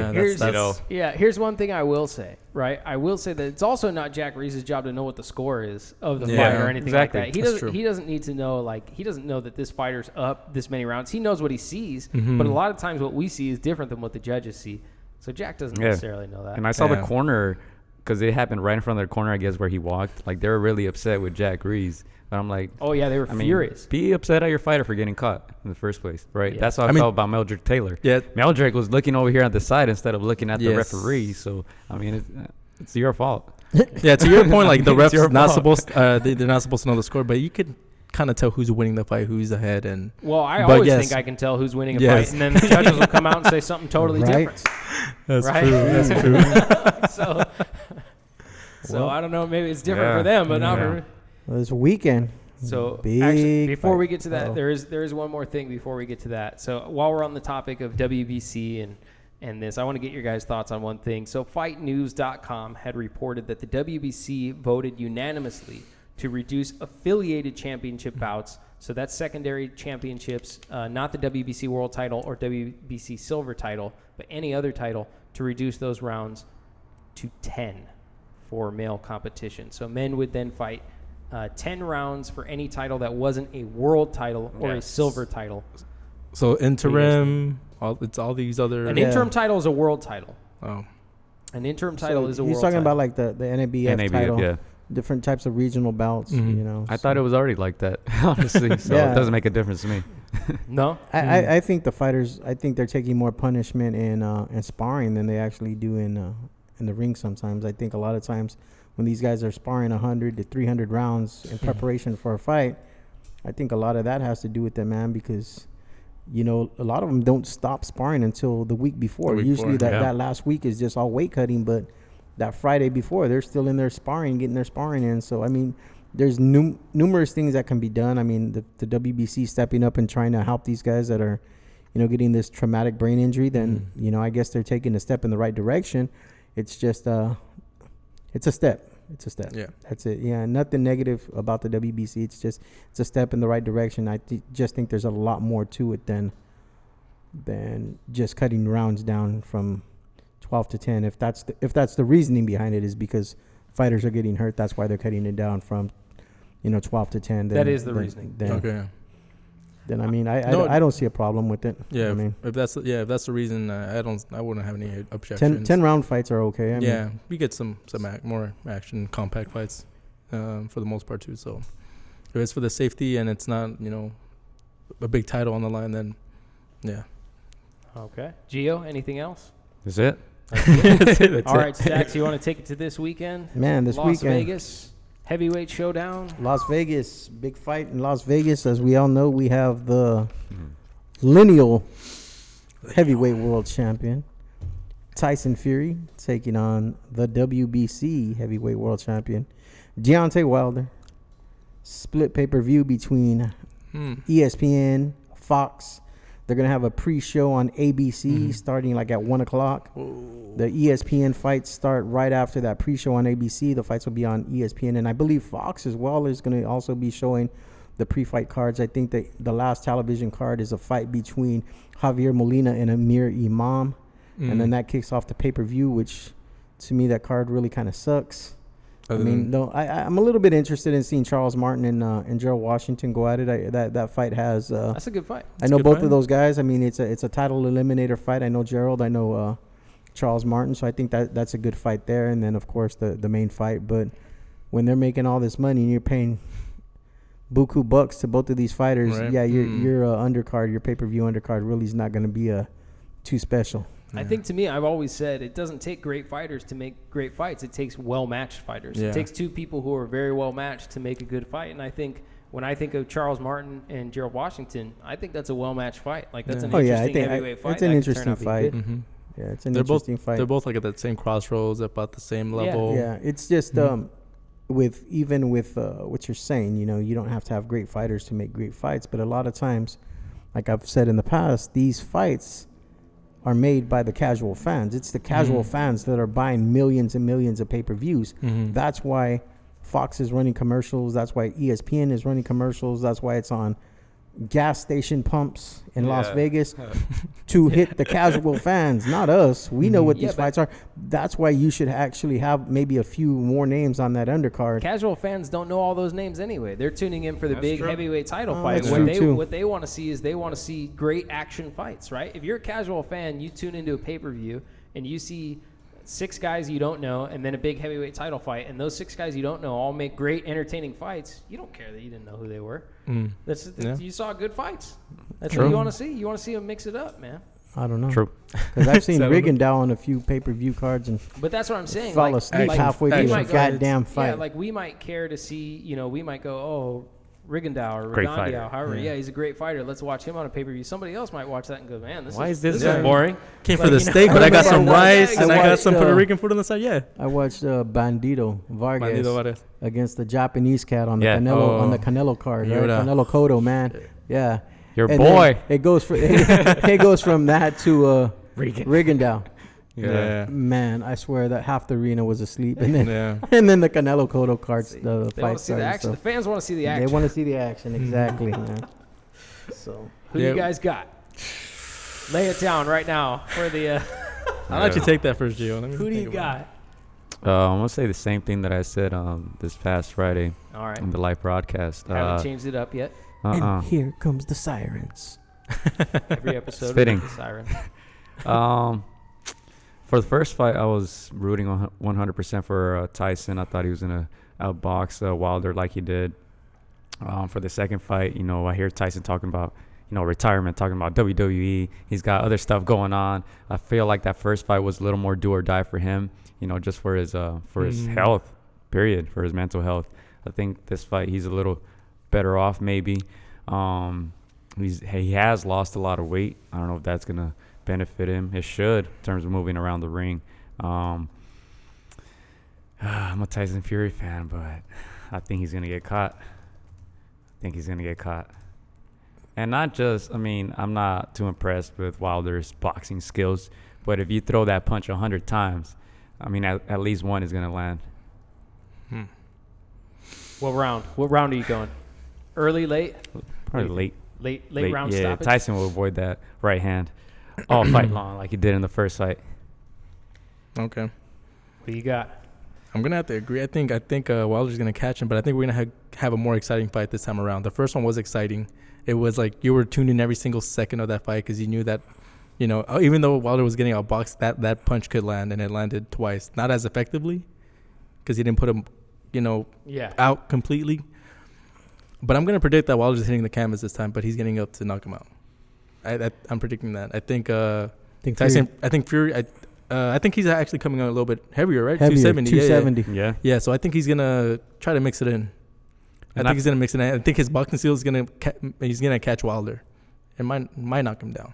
I think Wilder's gonna get up and land that big punch. I feel like Wilder is better prepared. The first fight, I think he looked like an amateur, missing that right hand over and over and over again. I feel like his corner wasn't ready. I feel like he wasn't ready. And I feel like they've improved a little bit maybe, and they're gonna know what to expect a little more. I hope I'm wrong though. You think maybe they underestimated how slick and elusive he actually was? Very slippery in that first fight.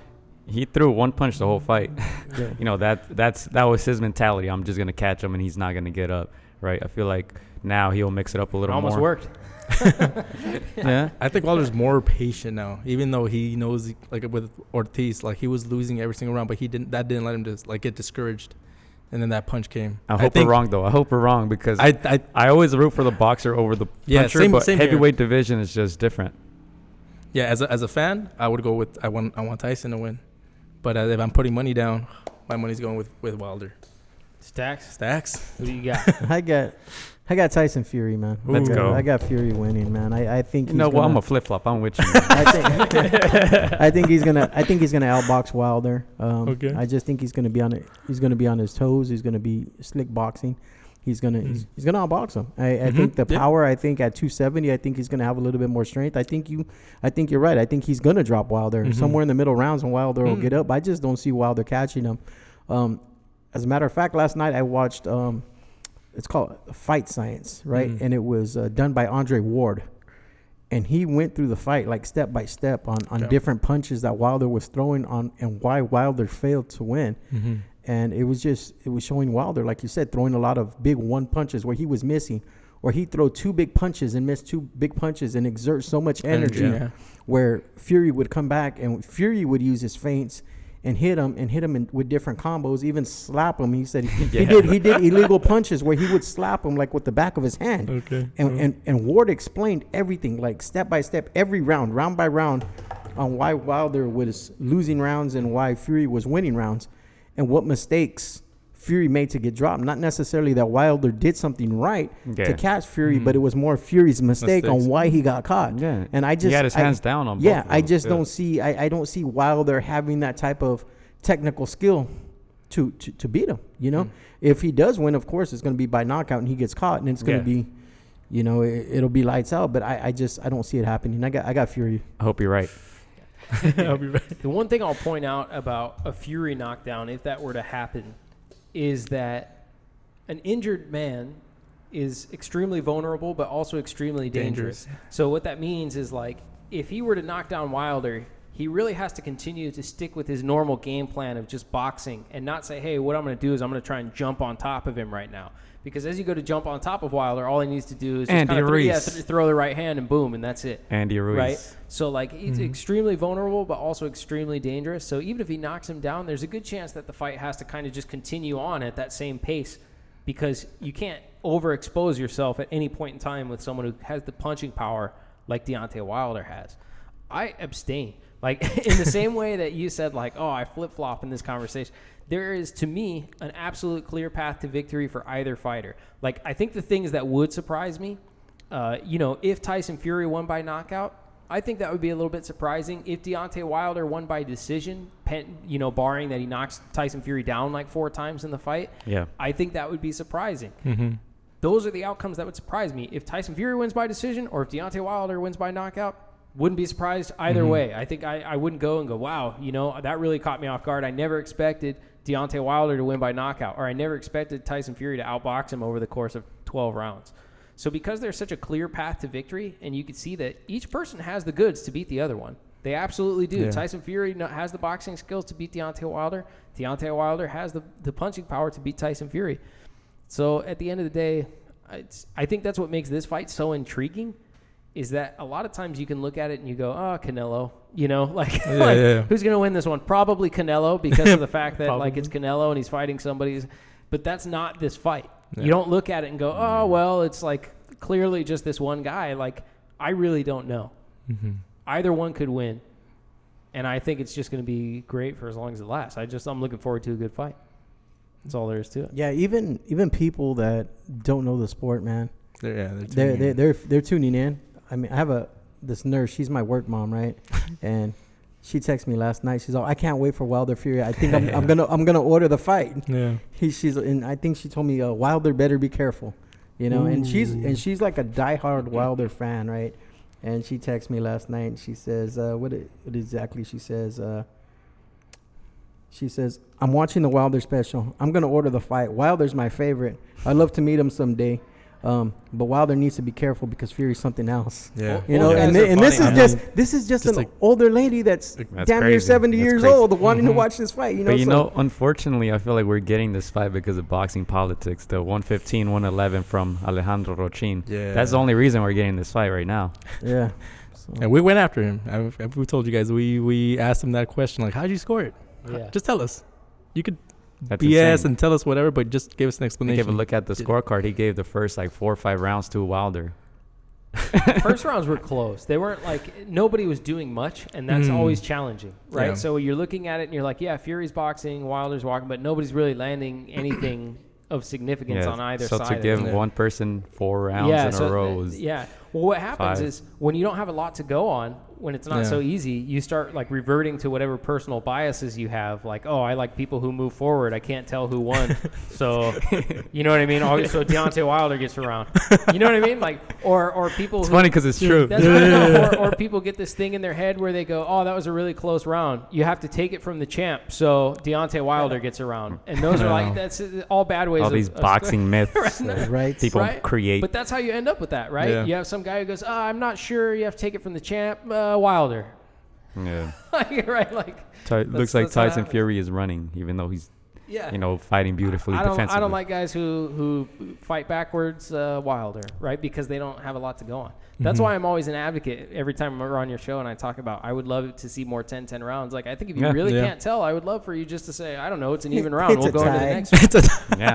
They tied that round. They tied that round. They could. You could look at a round and go, I don't know who won. 10-10. How do you feel about that, It's Sykes? better than saying, How do you feel about 10-10 rounds? That's fine. oh, fine. Wilder this the, time. Or the other thing. If you got a 10-point must scoring system, 10-10's fine.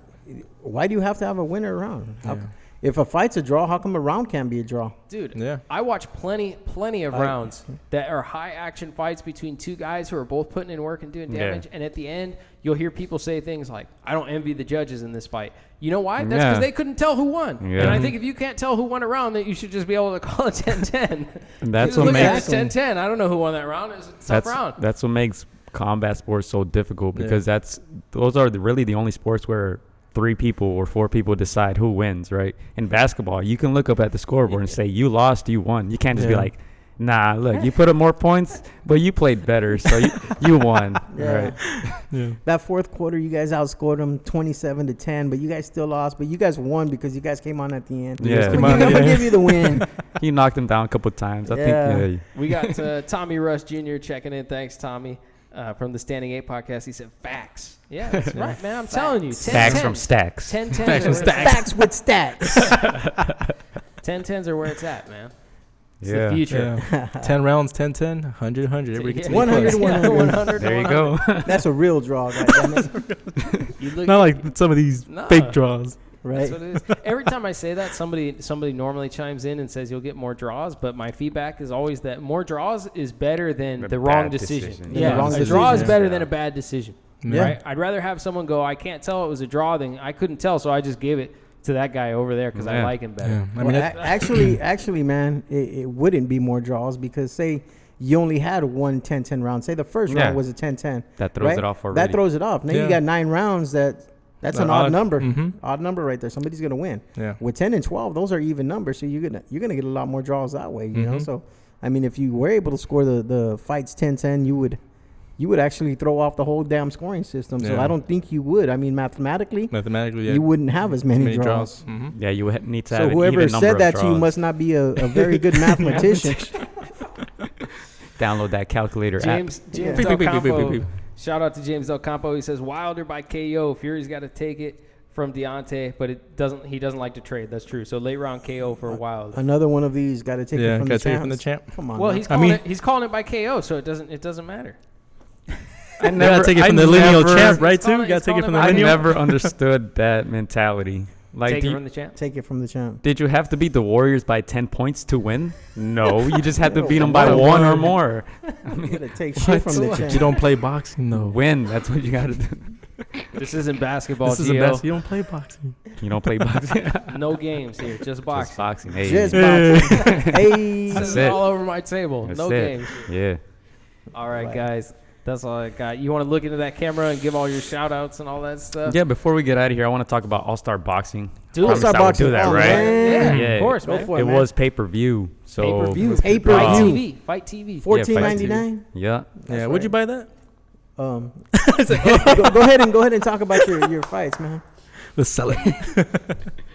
All right. So we had shout out to the winners. You got them on there? Yeah, you got there them you on there with the check marks. There you go. All right. Shout out to the winners. Eric Mondragon. What's this? Esteban Munoz, Fernando Baena, Terrell Adams, brother of Cannon, Brandon Adams. Brandon Adams. Oh, yeah, Yeah. Brandon He Adams. fought a very tough fight, Yeah. man. We were sitting there like, man, 4-round fight. So we're like, we don't know what the judges are watching, but he won, edged it out. Eloy Secundino, our boy, won. Arturo Santana won. Luis Eduardo Peña, heavyweight action. He scored that body punch knockout. That's on our Instagram and YouTube channel. Martin Saldaña, of course, got another W. And then the last fight was a draw, right? It was a draw, yeah. The last fight was interesting because one judge had it for one guy who was Jasper Macargo, right? So one judge gave it to him, and your uncle, ring announcer, shout out to him, shout out to Jim. Just all zoom in, his eyes pop up. Uncle Jim. Yeah, Okay. he says overthrown by the other two judges who scored it a draw. Now Macargo got very upset. So I'll ask, what do you guys think when you hear that overthrown? Or overruled? Overruled. Yeah. It just means that the scorecard that was initially announced is overruled by the other two judges. You're overruled. You have Yeah. one, but two outweighs one, so Yes. you go with what the two say. So I think he It's common, misunderstood actually. it. It's common. Yeah, It is common. right? Yeah. Very Say common. Overruled by blah, blah, blah. I think he misunderstood and thought he lost the fight. So he just got very upset. Mm-hmm. He started cursing. He went to every single side of the ring and started cursing at the officials, judges, Including us. the announcers. Say, what the are y'all doing? Shout out to Mr. Alex Fernandez, who was there doing the commentary with us. He pointed right at him, called him, I don't know what. Man, thank goodness I wasn't sitting inside with you, man. And he was like, I'm just a commentator. But yeah, he went outside the ring. He kicked a stool, kicked one of the fans sitting there ringside, got back inside, proceeded to curse everyone out, got back out. The security, approached him, tried to, escort him out. He punched a wall through the hole. A hole through the wall. A hole through the wall. He punched the wall. Literally. He punched a wall through a hole? That's crazy. Yeah, but he was very upset, and I don't know. He's probably won't see him again there. Over a draw. Did he figure out that it was a draw eventually? He didn't realize it. I don't think he realized it Didn't until realize after. it was a draw. After that whole. Yeah. Thought he took the L. Yeah, he thought he took the L. He was so upset. I mean, Threw a fit and ended up taking an L. What was your guys' assessment of Of the the- actual fight? of the fight, Yeah. I don't think he Was did it a enough to close win. fight? I thought it was a draw. Yeah. It was How many rounds? 6 rounds? 6 rounds. Yeah, Okay. 6 rounds. I thought it was. I thought it was a draw. I don't think he did enough to really warrant or for him to believe he won. And so I think he It just was jumped. fair. He jumped the gun, and I think Thought he he just lost. assumed that he lost, like he was overruled. Man, Yeah. I will tell you, I've seen quite a few of Jose Hernandez fights, and I believe he's on a little bit of a losing streak. He has some losses, and 19-6. they are all very close. though. Yeah. Like Yeah. I've actually been present at a few of them recently, and every time I watch it, I feel like, and obviously I know him. We've spoken multiple times and things like that. But it's one of those things where I watch the fights and I'm like, man, this guy constantly. Yeah. He's like I actually right there. He's right on the Yeah. tip. All these fights, they're not like giant knockout losses. They're like super competitive fights where he's just coming out on the wrong side of the this one was decision. competitive. If I had to pick a slight winner, I would say Jose Hernandez won that Same fight. here. Same Slight- I here. think he did much better. See, It was and- still a close fight, but he did much better with the height disadvantage, the reach disadvantage. He just That's why I was curious about your assessment Yeah. because he's just been on the bad side of a lot of decisions, Yeah. and that's where this kind of losing streak he's on comes from. Is because you watch it and you're like, oh, he could have won that, but Yeah. if someone should have been never- upset, never it probably gets should have it. been him. I think if Yeah, someone should have I'm been a sure little he upset, it is. should have been him. And there was a And lot he of was okay with the draw. uncertainty because these guys are 175 pounds. Macargo was a big dude, so security was kind of just Like, looking at hesitant, him like, like professional fighter. They're like, oh man, Like security, like and he man. was kicking stuff and They're punching like, stuff. So "Hey, everybody stop, around, sir." And don't they got those Crowd. big old Samoans out there, security yes, guards, man? they had like 5 of them. Jesus Christ. They're And still a when little they- hesitant. And when they finally tried Booyah to, tribe. when they finally tried to hold on to him, he was just kind of like swinging backwards, like get off of me. So We talked to one of them right after Yeah. the fight. One of the security guards. Yeah. He's all like, I'm just gonna let him go, man. Like, I don't get paid enough. I don't get paid enough for this shit. You guys didn't jump in and help out? What's up with that? It's not in our. I was like, let's close the wage show out. category. That's not in your contract? We don't get paid enough either. Yeah, that's not my job. I like to help, but nah. Yeah, but you guys could watch some of the footage coming up against the ropes on Instagram, against TA Ropes, and on YouTube against the ropes podcast. I'll be posting up the stuff, including that video. So yeah, stay tuned. All right, what about you? Got anything else we need to follow? This is your camera right here. Nah, that's that thing. Just wanted to shout out to my grandparents. They just celebrated their 63rd anniversary. So shout out to my G parents. Yeah, nice. All right, Stacks. Yeah, man. No, I just want to thank you guys for coming on first and foremost, man. We appreciate you guys coming on. Been spending a lot of time with Chris lately, man. He rode shotgun with me to Vegas last weekend. We had any arrests or any No, not this time. I'm not the criminal, bro.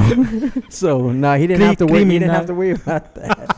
But now we went to a workout for Rais Salim, who actually fought Friday night on Showtime. Came away with a 4th round TKO over Adam Lopez. And then, of course, Blair Cobbs' workout. Yeah. So we were out there for that at the Nevada Boxing Hall of Fame. With the custom shoes. The custom shoes. Yeah. There you go. So if you are in Vegas for Fight Week, be sure to stop by the Nevada Boxing Hall of Fame. We have an interactive exhibit inside of Heads Up at the Maryland Parkway Mall. You guys go by there. You tell them that Stack sent you. We will hook you up with deals all week long. You will have the Hall of Fame announcer, Rich Murata, there. On Monday, Tuesday, and Wednesday, there are going to be special guests there all week long. If you're there for Fight Week, if you come in from England, you mention that you're from out of town, that you're a Fury fan, that you're from England, we will hook you up with deals. So please go by, stop by, and make sure to tell them Stack sent you. Go by there, have a good time. It's a nice interactive museum. You can get in the ring, you can put on the gloves, you can hit the speed bag, you can see a lot of memorabilia that nobody else in the world has. So be sure to stop by the Nevada Boxing Hall of Fame inside of Heads Up in the Maryland Parkway Mall. Another thing, we are kicking off some new custom shoes for fighters. It's called Cali Custom Kicks. I have a partner now, and we are basically putting together specialized shoes for boxers. We also do equipment, headgear, protection cups and whatnot. We do not do the outfits themselves. We just do the shoes and the protection gear. The first client in the United States for us was Blair Cobbs. Hey. My partner that went to school. He went to England, went to school, started this company out when he was in England. He had did stuff for Kell Brook. He had did stuff for Usyk. He had done stuff for many other fighters out in the UK, but now we are here in the United States. I have some stuff on my Instagram at Stacks Ringside, so you can go to my Instagram, check it out, and make sure to follow Cali Custom Kicks. That's with the K, Khali, Custom Kicks, Cali Custom Kicks on Instagram. So be sure to follow that. So does the fighter have to come in with the shoes, or do you guys provide the those shoes? No, man. That's a good question. Because I got some cardboard shoes. No, they can provide the shoes. Hey, Jesse Vargas, man, says, what's up? Have a great show. I'm tuning in, man. So, Jesse Vargas, thank you again for tuning in. Big fan here, Jesse. Big fan. Yeah, so that was right Jesse Vargas. Jesse Vargas. Not me. Texting. No, but you don't have to have the shoes. We'll order the shoes. If you have the shoes, that works. We're gonna be working with Chris Van Heerden, for instance. He has some specialized Venoms 1100s that he wants custom done. So he's gonna give us his shoes, right? Because I don't even know where to pick up a pair of Venoms out here. But Reeboks, Nikes, Everlast, whatever you want. Mizuno. We'll custom. We'll custom design them for you. Whatever type of design you want on them, we'll customize them for you. So be sure to hit them up. It is a lot cheaper if you buy your own shoes. I know, for instance, we had these specialized ones come in from Russia for Blair, and they were a pretty penny. I mean, so I'm not gonna lie. If you come with your shoes, they're gonna be cheaper. If we have to order them and they are specialized shoes, we're just gonna charge you the cost of the shoes and then whatever it costs for the design. We're not trying to make a lot of money off this. We're doing it for you guys, for the fighters. So be sure to do that. But I think last and most importantly, out of everything I gotta say today, I'm just glad to have my partner back, man. I'm so happy right now. You guys don't even know, man. If you guys knew my story and where I come from and what's going on with Sean, man, and I'm not gonna get into it. I'm just glad he's back, man. I mean, that Sunday after we had that last show, from that whole week afterwards, man, until we actually got to talking, man, I was just like, I had so much anxiety going on. I think I don't know, man. I'm just glad you're back, man, and I appreciate you. I appreciate the Just Boxing Show, and I'm glad you're back, bro. Hey. Yeah. Yeah. Glad to be back. You guys got a reprieve for a few weeks as I had to have a medical procedure. I had a surgery performed on my throat, my second one in 3.5 years, but I am all good, and I got my voice back, so you have to put up with me now for a little bit longer still. So make sure to follow me at Just Boxing Live on Facebook, Just Boxing Live on YouTube, at Just Boxing Live on Instagram for all the updates about Just Boxing Live. We're here every Sunday. I'm back. We're on track doing shows every week and stuff again at this point. And you'll also get all the updates about Just Boxing Foundation, which is, I am glad to say, official as of January 21st. We are a 501c3 nonprofit organization recognized by the United States government, 100% legit. That's so, right. Thank you guys. I appreciate it. Man, it Too loud. Damn. Blew my ears out, bro. Thank you guys. I appreciate you. Follow us. That's all I got this week. Thank you for having I'll us, be back Sean. this week. Thank you guys. I appreciate it. Anytime. Peace.